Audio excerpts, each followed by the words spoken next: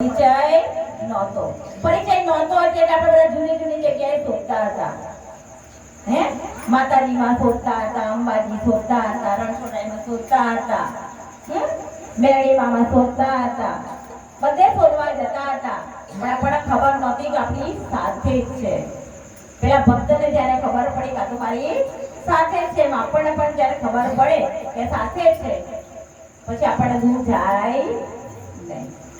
તો પરમાત્મા આપણી જોડે છે. હવે પરમાત્મા ગુરુ મહારાજ કોઈ જે કોઈ આપણી સાથે છે, તો એ વિરાટ સ્વરૂપ છે.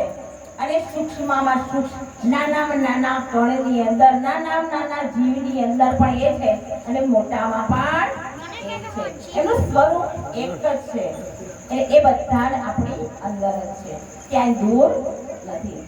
બીજી એક વાત કરું કે એક દિવસે દિવાળીનું કામ આવ્યું અને એક ભાઈ હતા ભગત, આપણે માનભાઈ ભગતની વાત કરીએ કે ઘર સાફ કરતા હતા અને એમનું પોતાનું રિઝલ્ટ હાથમાં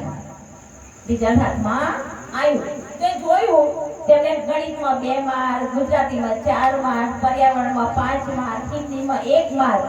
એ જોયું એટલે કે ઓહો, અમારો છોકરો ભણતો નથી, એને સરસ મજાનું દફતર લઈ આપું છું, એટલે પાછળ પૈસા ખર્ચું છું, અને ભણતો નથી, આવું રિઝલ્ટ હમણાં આવવા દે. તો એટલા બધા ગુસ્સે થઈ ગયા કે આવવા દો, હમણાં આવે એવી વાત છે. એનો દીકરો આવ્યો એટલે કે જો તારું રિઝલ્ટ આવું રિઝલ્ટ લાવ્યો છું, તું ભણતો નથી બરોબર.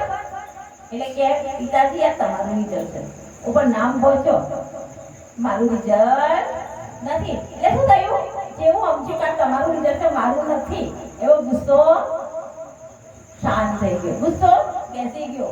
કે પોતાના પર ગુસ્સો થાય, પોતાના પર ગુસ્સો થાય. આપણે આપણા પર ગુસ્સે થઈએ છીએ કોઈ દિવસ?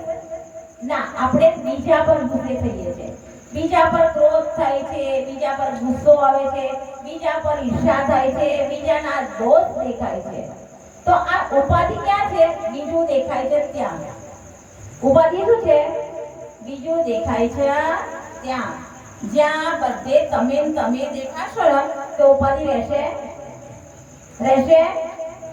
નહીં ને?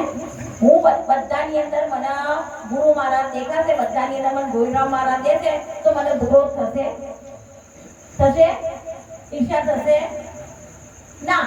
પણ આપણને જુદું દેખાય છે એ જ મોટી ઉપાધિ છે. આ જુદું દેખાય છે એ જ ઉપાધિ છે, બીજી કોઈ ઉપાધિ છે નહીં. બધાની અંદર, બધી જ ક્રિયાઓની અંદર એ જ